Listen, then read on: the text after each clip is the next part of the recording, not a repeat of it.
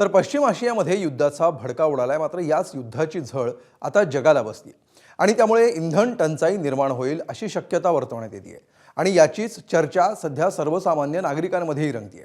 पण या चर्चा अफवांमध्ये बदलल्या आणि राज्यभरातल्या अनेक भागामध्ये गॅस सिलेंडर खरेदीसाठी मोठ्या रांगा लागल्याचं पाहायला मिळालं।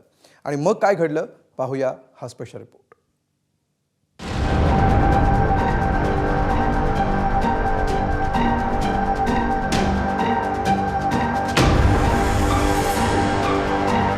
सोलापुरात घरगुती गॅससाठी लोकांच्या रांगा।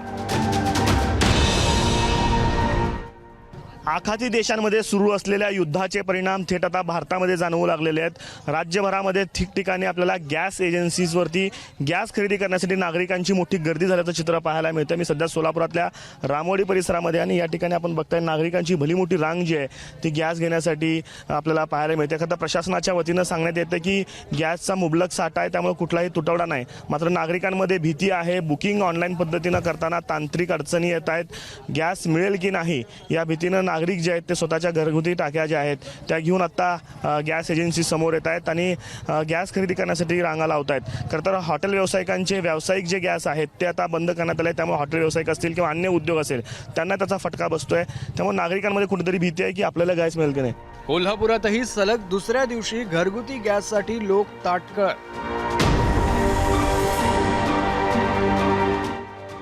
कोल्हापूर जिल्हा प्रशासनाने नागरिकांना आवाहन करून देखील आज दुसऱ्या दिवशी घरगुती गॅससाठी नागरिकांनी खूप मोठ्या प्रमाणात रांगा लावलेल्या आपल्याला पाहायला मिळत आहेत। मी सध्या मनलिक पार्क या ठिकाणी आहे आणि इथली जर आपण परिस्थिती बघितली तर शेकडो नागरिक अशा पद्धतीनं रांगेमध्ये उभा आहेत। जवळपास सकाळी 7 वाजल्यापासून हे सगळे नागरिक आहेत ते घरगुती गॅससाठी रांगेमध्ये उभा आहेत आणि त्यांचं म्हणणं आहे की जर ही युद्धाची परिस्थिती आणखी बिघडली तर आम्हाला गॅस मिळणार नाही, कारण आधीच बुकिंगचे जे 21 दिवस होते त्याच्यावरून 25 दिवस केलेले आहेत। त्यामुळं नागरिक या ठिकाणी गर्दी करताना आपल्याला पाहायला मिळत आहेत। नाशिकमध्येही एलपीजीचा तुटवडा।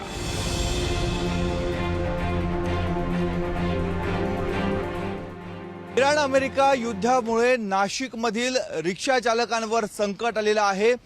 गॅस अनेक ठिकाणी मिळत नाहीये, त्यामुळे ज्या ठिकाणी ज्या पंपावर गॅस उपलब्ध आहे तिथे अशा लांबच लांब रांगा लागलेल्या आहेत। आपण बघतोय शेकडोच्या संख्येने रिक्षा चालक हे रांगेमध्ये उभे आहेत। खरं तर सकाळची वेळ असते, अनेक त्यांना प्रवासी हे शोधायचे असतात। अशा वेळेस गॅस भरण्यासाठी या रांगा लागलेल्या आहेत। एलपीजीचा हा पंप आहे आणि या पंपाच्या बाहेर आपण बघतोय साधारणतः अर्धा ते 1 किलोमीटर अंतरापर्यंत रिक्षा आणि इतर व्यावसायिक वाहनं यांच्या रांगा लागलेल्या आहेत।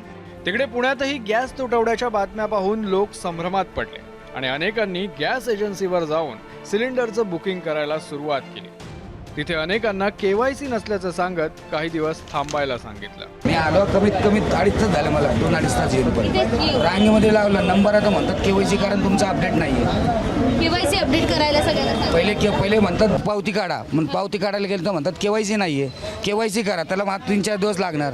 15 दिवस तर बुकिंगला घ्यायला लागले, बुक पण व्हायला लागलं। व्हॉट्सअपवर गुगल पेवर बुकिंग करा। इतक्या दिवस नॉर्मल बुकिंग होत होतं, आता होतं व्हॉट्सअपवर जा, गुगल पेवर जा आणि मग ते बुकिंग करा। पूर्वी कसं सिलेंडर संपला का बुक केला का 4थ्या दिवशी येत होता, 2ऱ्या दिवशी येत होता।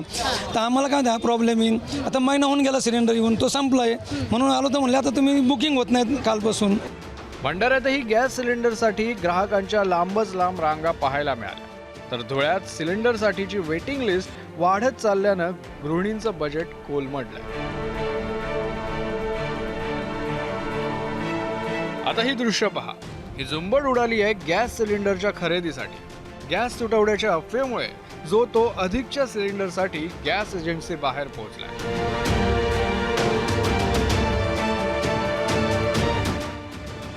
नागपुरात गॅस तुटवड्याचा फायदा घेऊन सिलेंडरची साठेबाजी आणि काळाबाजार होऊ नये यासाठी प्रशासन आणि पोलिसांनी कंबर कसली आहे।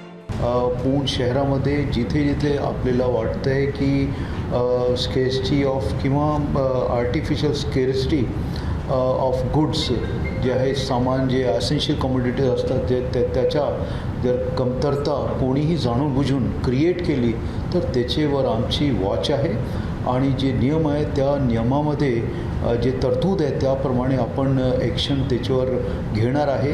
क्रमांक 1च्या शासन निर्णयाद्वारे घरगुती गॅसचा अवैध वापर रोखण्यासाठी गॅस एजन्सीच्या तपासण्या करण्याच्या सूचना आम्ही निर्गमित करण्यात आलेल्या आहेत.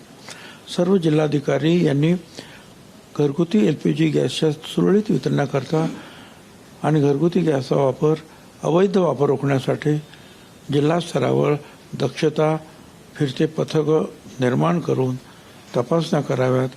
घरगुती गॅसचे वितरण सुरळीत ठेवण्यासाठी आवश्यक त्या उपाययोजना कराव्यात. एकूणच युद्धजन्य परिस्थितीमुळे इंधन दरवाढ किंवा तुटवडा निर्माण होईल या केवळ प्राथमिक शक्यता आहे. मात्र कोणत्याही अधिकृत घोषणेशिवाय केवळ अफवांवर विश्वास ठेवून नागरिकांनी अशी गर्दी टाळणं गरजेचं आहे. नागरिकांनी संयम बाळगल्यास आणि गरजेपुरताच साठा केल्यास विनाकारण निर्माण होणारा हा कृत्रिम तुटवडा रोखणं शक्य होईल. ब्युरो रिपोर्ट, ABP माझा. ABP माझा, उघडा डोळे बघा नीट.